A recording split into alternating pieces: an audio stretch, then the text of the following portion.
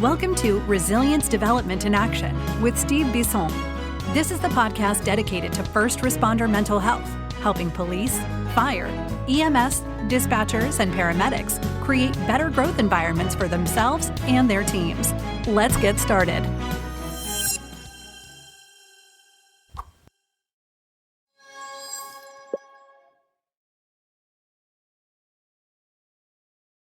Well, hi, everyone, and welcome to episode 246. If you haven't listened to episode 245, was Nikki Mason, who was there. She was amazing, and I hope you enjoy that talk about Granite Recovery Centers, which is made for first responders, which is pretty awesome.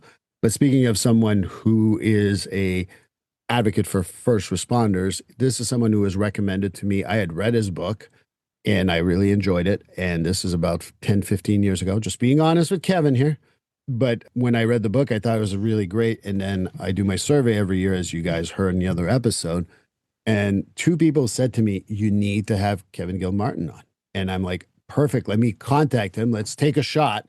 The guy responded to me in like an hour. And I can't tell you how invaluable that is. If you work in this world, you know that getting a quick answer is the key to great relationships. But Kevin Gilmartin, welcome to Finding Your... Thank you for having me, Steve. My pleasure. Resilience Development in Action. I changed the name about a year ago. Still haven't recommended it in my head. It's really an honor to have you here. I truly enjoyed the book. It talks a lot about the emotional survival skills that people need to work in the first responder world, particularly police officers. I'd like you to introduce yourself maybe to people, because I feel like I know you from those and we spoke offline, so this is even better. But can you introduce yourself to the audience in case they don't know who you are? Well, I'm a clinical psychologist, retired from law enforcement.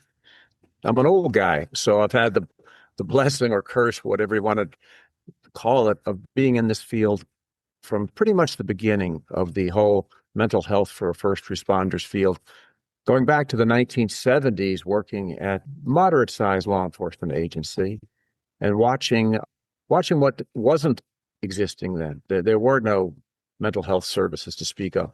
Been watching it as the years have developed and passed, and through to my own retirement from law enforcement, then into a life of being a clinical psychologist. But I've just seen how the field has changed and has shaped differently, and how our services have developed. So that's sort of my background. I'm raised up in Arizona. After high school, went into the Marine Corps. Then went to the University of Arizona, where I obtained my PhD in clinical psychology. I was sort of fortunate that I finished my degree fairly early in my employment in law enforcement. So I was able to get into a behavioral sciences unit, which was different than what they are today. But it let me sort of have a firsthand seat on the trials and tribulations of a life of being in law enforcement, watching some of my friends struggle and some crash during those years. Well, when we read your book, there's clearly a lot of passion that comes from that experience as a law enforcement officer and working in that field. Well, we train in law enforcement. We train for tactical hands-on skills. For example, going to the range. Nobody would expect a law enforcement officer to not have to go qualify at the range. And as the decades have passed, the way we qualify has changed. It's no longer, 25 meters back, 2 minutes to shoot 5 rounds. That's what it was when I joined. Then each year it became more reactive. It became more judgment pistol shooting. It became more realistic based, night shooting, weekend shooting. The things that we learned from the tragedies of officers being ill prepared for the tactical encounter they got into. But we don't train for mental health. We don't train for the issues that we want to make sure that officer, when they're on the street doing their job, is 100%. And we don't. I'll give you one very simple example where we don't. Very few police departments have mandatory training in sleep hygiene. Sleep impairment, where they come from, how come cops are high risk for sleep impairment. Yet we know two things. 83% of police officers have diagnosable sleep disorders. They're sleep impaired. They get 2 hours less sleep every day than they need. But the critical issue is when you compare a police officer to a factory worker in a judgment and reaction time study, the police officer makes 600% more reaction time errors and judgment errors than a factory worker. Now, a judgment and reaction time error for a police officer can be deadly either to the police officer or to the citizen they're interacting with. So one of the things I'm passionate for is we're going to put good quality police officers on the streets. We have to factor in mental health and wellness services. If we don't, we're incompetent in leadership, just the same as if we weren't putting our officers on the range to qualify. And it's no different. Well, the sleep hygiene thing is something I talk about a lot with my guys because it is hard. You know, shift work is really hard. And if it's a 4-2, it's even harder. But it's learning to do that sleep hygiene, that regular sleep, getting those hours, getting also kind of like setting up your body to go fall asleep, whether you finish at midnight, whether you finish at 8 or 4, it doesn't matter. I think it's important. Well, it's terribly important. I think it's probably the single most important issue to good judgment is sleep hygiene, because it also kicks off a whole cascade of other biologic changes that the cop will pay the price for, not when they're 25, but maybe when they're 45. And we start shortening life expectancy with some very basic issues that can occur. But as the years have passed for me looking at this field, I think we've done a wonderful job with mental health services in some ways in the United States. And I think Canada, in some ways, has been ahead of us. Australia has been way ahead of us. When I say us, I mean the United States. But I think we make a mistake in that we only play the short game. By that, I mean the critical incident has become the major focus of many therapists. The only culprit that's in town is post-traumatic stress disorder, which I'm not in any way minimizing PTSD. No. But we played the short game to get the person through the aftermath of that traumatic event, and yet we don't do anything for the long game. And there's one group of cops that I've been studying and watching for, I think, 52 years right now. And we're going to have another reunion in about 3 weeks. And I've watched that group very specifically as I've watched them transition from young men and young women to old men and old women. And many of them are falling victim and dying from diseases that could have been prevented if we had had wellness woven into the fabric of the policing culture, which we don't have. We're very good at the critical incident. I remember getting called to many major critical incident scenes, going to the Oklahoma City bombing and watching as mental health services were being implemented there. They did a very good job. Then shooting forward a few years to Hurricane Andrew, Hurricane Katrina, and watching how more services worked. Then 9/11, and realizing when I got called to 9/11 that I didn't need to be there. There are so many mental health services. And in your state, in Massachusetts, I was running the marathon when the bomb went off. I was asked to stick around, then realized there's no need for me to be here. We really have mental health services for the short game understood, but we're still not doing anything to educate our police officers to understand that if you're going to be a police officer, you're at high risk for heart disease. You're at high risk for depression. You're at high risk for type 2 diabetes. And we're not connecting those dots. And they're clearly job caused. And we can do so much better a job in the overall wellness, but not just committed to have a good cop on the street, but giving this man or woman the capacity to enjoy their retirement, do 20, 30 years of service, then have a healthy, functional life for the rest of the years on this earth. So that's kind of my passions to doing that. I wrote so many notes here. I don't think I'm going to get all right away, but I don't want a good cop for right now. I want a good cop for a long period of time. Absolutely. And I think that's lost sometimes. That's why, like for me, I push wellness visits, mental health wise. And those are not meant to be every day or every week. And frankly, they're meant for every year unless you need more. You And I know, think, go ahead. a quote that hit me right between the eyes was 1 billion years ago, many, many, many years ago.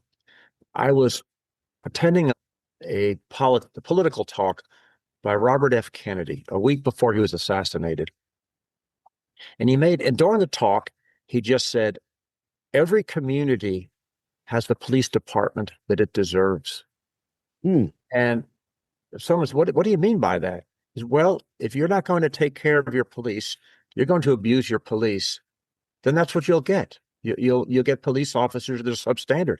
If you invest in your police, and I don't mean just in terms of salaries, but investing in them in resources, involvement in the community, and woven into the fabric of your community, you'll have an excellent law enforcement community. It was sort of like Sir Robert Peel's, the community is the police and the police are the community.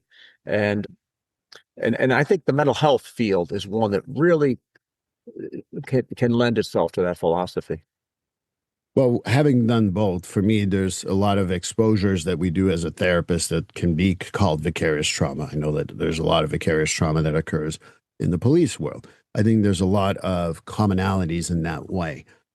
I know for us, we talk to therapists, and one of the things, and I have the fortunate luck to have many mentors in my life that if I'm having an issue, I can call them in my therapy world. So in our field of the first responder world, particularly police, we usually have leadership. And sometimes leadership can be the best thing in the world. And sometimes it can be the hardest thing in the world. This comes from someone I work with who submitted a question.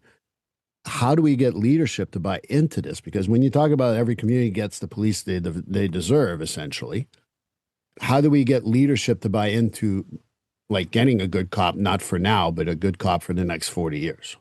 Well, it's funny. I don't know if I'll agree with you that we have a lot of leadership. We have a lot of bosses. We have a lot of people that have rank and they can tell you what to do. I've got these bars. Can't you see them? Yeah, and that's exactly right. So it's the genetic fallacy of who the order comes from. I'm the captain, so you're going to do, when I say jump, you're going to say how high. That's great. If you're there, telling the guy to jump. But when you're asleep at 3:00 in the morning and that cop is out on the street at 3:00 in the morning, you're not telling him to jump. He has to have some internal drive to do the right thing. And you can't have leadership unless you have ethical followership. You can't have just bosses that tell people what to do. You have to inspire people. You have to model it. I'll give what I think is kind of a simple-minded example, but it impressed me. I remember sticking around Boston after the marathon bombing. And on I believe it was the Friday.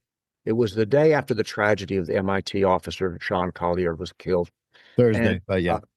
Yeah, he was killed Thursday night, I believe. And then No, this was Friday. Wednesday night into Thursday. And then Yes. Friday was like, we shut down the city. Yes. To go get And on Friday, I was at Watertown, at the Armory Mall, the Arsenal Mall in Watertown. And there were hundreds and hundreds of police officers involved in that. They shut the town down. They were doing a house-by-house search looking for the surviving brother. And they brought in a caterer to feed all the cops. I mean, there were hundreds of cops. And there was a big line, kind of the chow line. Everybody was waiting in line to go get something to eat. And Ed Davis, who was the commissioner of Boston PD at that point, I watched him leave the command trailer where they were working and walk to the back of the line and get in the line. And he wasn't going to eat until every one of his personnel that were out working had gotten something to eat. And I mentioned to the guy in front of me, I said, you want to know what leadership looks like? That's what leadership looks like. He's going to make sure that the people doing the job are getting fed and getting adequate water. Then he'll eat when they're done. And the guy in front of me says, I'm in line waiting to get my boss's meal. I thought that was just great because he used the word boss. I said, yeah, okay. So you could be his waiter. Yeah, exactly. There's been a boss and a leader right there. So in law enforcement today, I think we have a lot of people that are visionary, But you can't get your vision implemented unless the men and women are willing to do that for you. And you can't do that by burning out people, pissing them off, and being vilified by them. And true leaders understand most of the time the answers come from the people doing the job in the trenches. And you just have to synthesize that information and put it into your vision. So you can't abuse rank and file personnel. And when you do that, you're just a boss.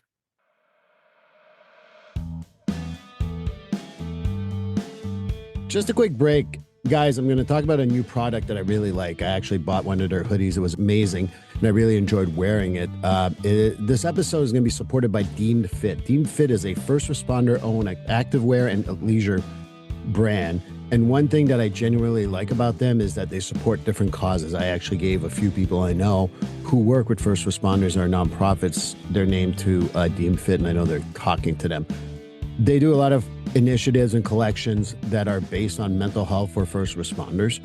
And if you go there right now and you buy anything, including the mental health support stuff, use the code RDA15. That's right, RDA15 to get 15% off on any products that you get. Again, it's called RDA15. Go to deemedfit.com, DEEMEDFIT.com, and enjoy 15% off at checkout to save. Now, right back to the episode. And we have enough bosses, right? Yeah. I think that's the other part too, is that I find that there's a toxicity that can exist in some leadership that becomes like suddenly you have bars and your shit don't stink. Well, you have to remember, many of those people who get promoted are as victimized by the policing experience as the rank and file guy who doesn't get promoted. And they just take that with them. But, the big issue that I look at in police work is burnout. Anybody can be a sprinter. Anybody can be a sprinter. I've run the Boston Marathon a dozen times, and I'm always amazed at watching guys take off out there from Hopkinton, and they're just racing. And then you get somewhere, about Wellesley or someplace like that, and they're bent over on the side of the road, and you hear somebody coming along, keeping their pace, and they just bust up Heartbreak Hill, and they race it into Boston, and and they're done. So burnout is the syndrome of overcommitment that leads to underproductivity. And young cops, there's nothing more enthusiastic than a young cop. They want to get out on the street. They want to do their job. They're engaged.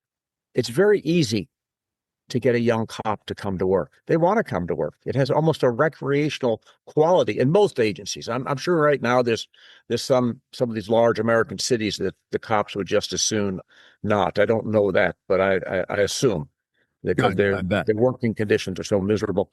But in most communities, I speak at police academies. I see these young kids. They're no different. They might spend a lot of time on their cell phones and digital devices, but they're the same as cops have always been. They want to go out and do the job. If there's something hot, a hot call coming down, they want to be part of it, and they're very committed. But unless they know how to maintain themselves and keep those other functions in their life going, they'll end up after about 8 or 10 years a casualty of the job. Not even including trauma. You don't have to have the trauma. You just have to have the commitment that becomes overcommitment. I wrote that symptom of burnout is a symptom of overcommitment. I think that's a great point. I think that there's most people who go into this field, they want to do something. They don't want to just sit at a desk. They want to be doing something.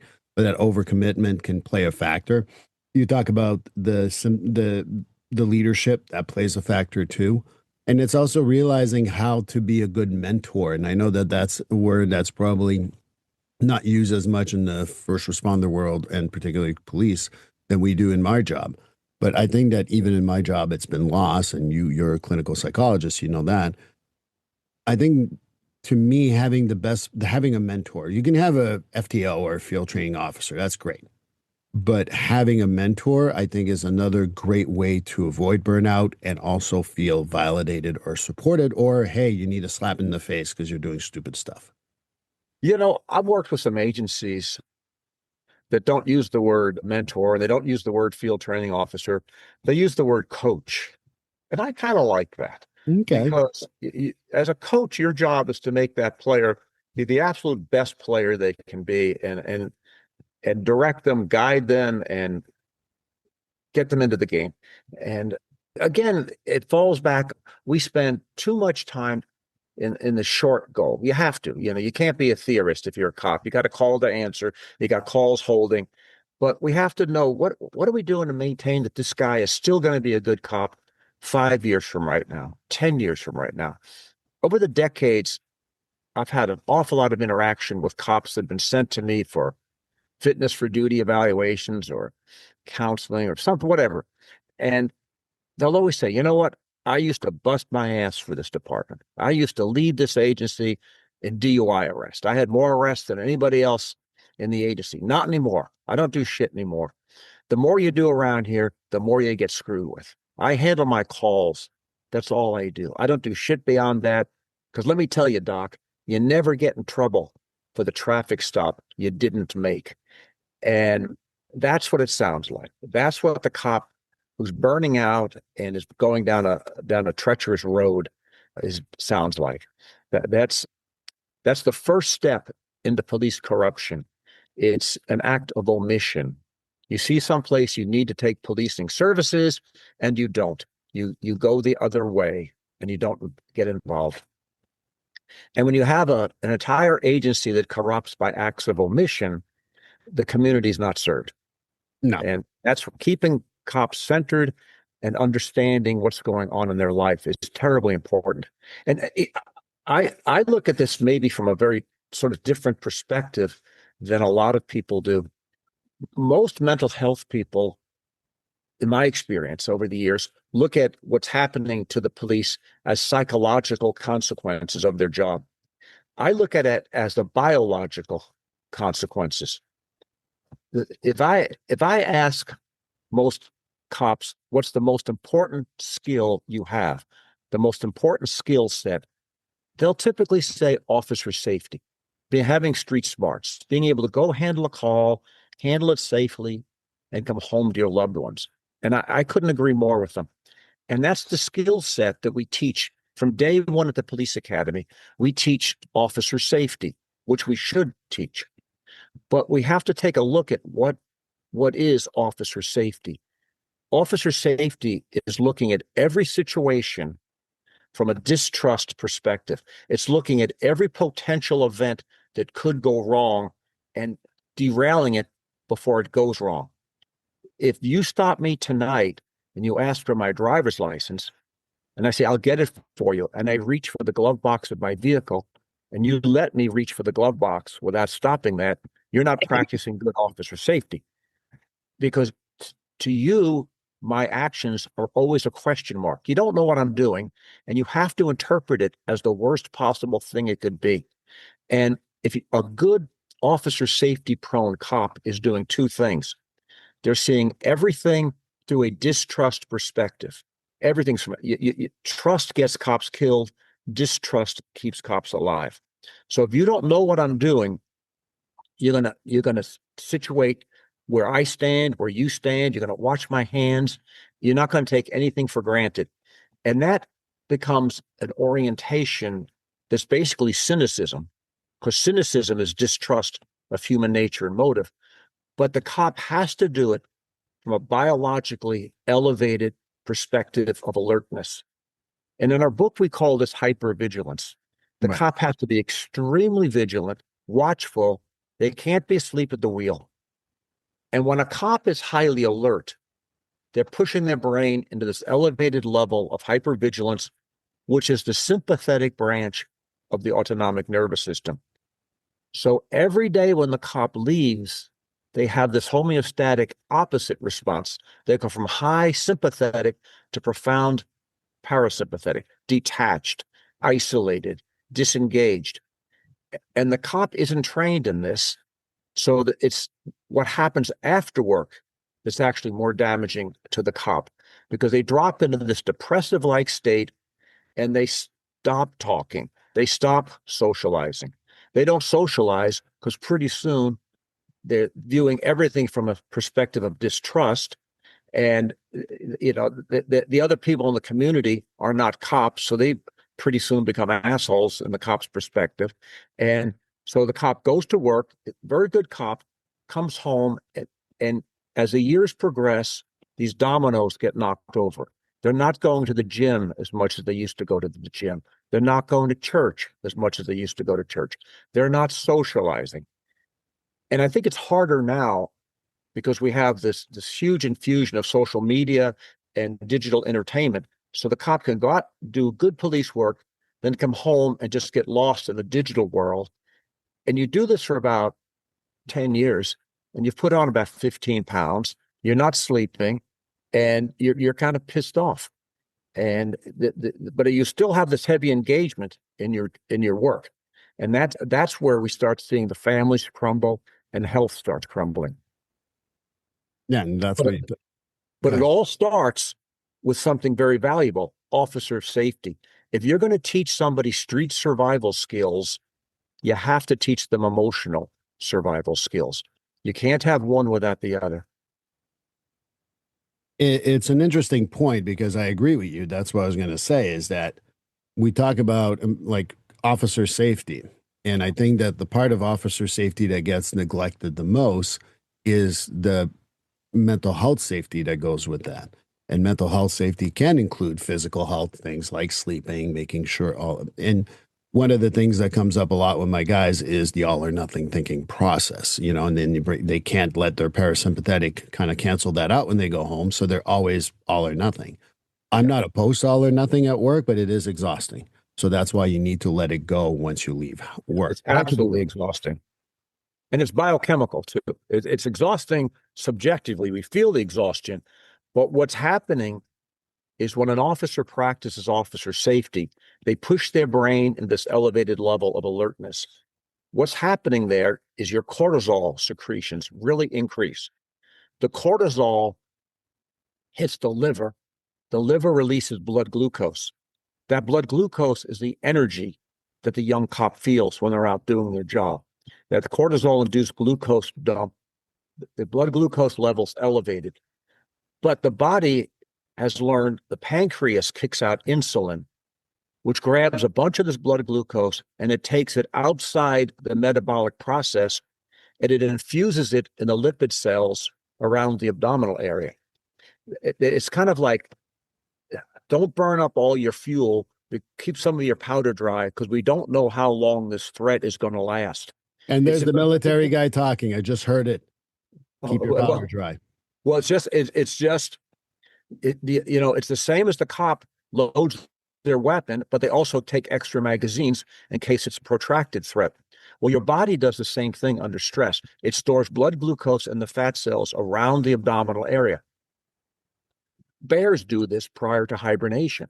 A bear is twice as fat at the end of October as the bear is at the beginning of October, even if the bear doesn't get food. It's all done by the infusion of glucose. The problem with this is that glucose receptor is not meant to be used every day. The one that lets the glucose transition across the cellular wall. It's only meant to happen seasonally in the winter as we prepare for, as all mammals do this, preparing for winter. The cop does it every single day. So after 8-10 years, there's damage to the glucose receptor, and that blood glucose remains in the bloodstream, and the cop starts marching towards type 2 diabetes. They start with, borderline diabetic processes, then bang, now they're 40, 45, and they're diagnosed as type 2 diabetic. And this progression is so predictable and so preventable, but we don't. We retire the cop after 25 years of service, and at this point, the cop is on metformin, a medication for diabetic treatment, and at that point, that officer is dealing with an elevated risk of death by stroke or heart disease that we could have clearly prevented if we were looking at genuine wellness. And it starts with practicing officer safety daily. Most people are not in a hypervigilant state every day. They go to work and they can be relaxed and it's another day in paradise. If you're doing that as a cop, you're not safe. You're going to miss the threats. So that when I talk about the biology of stress. That's what an officer's wellness. That's how I'm conceptualizing it. Well, I think we got to continue this conversation. I mean, do you mind staying around for another half hour? No, I'm End fine. all right. So yes, we'll just end this episode right now. We're going to get you to the other side. Please like, subscribe, and follow this podcast on your favorite platform. A glowing review is always helpful. And as a reminder, this podcast is for informational, educational, and entertainment purposes only. If you're struggling with a mental health or substance abuse issue, please reach out to a professional counselor for consultation. If you are in a mental health crisis, call 988 for assistance. This number is available in the United States and Canada.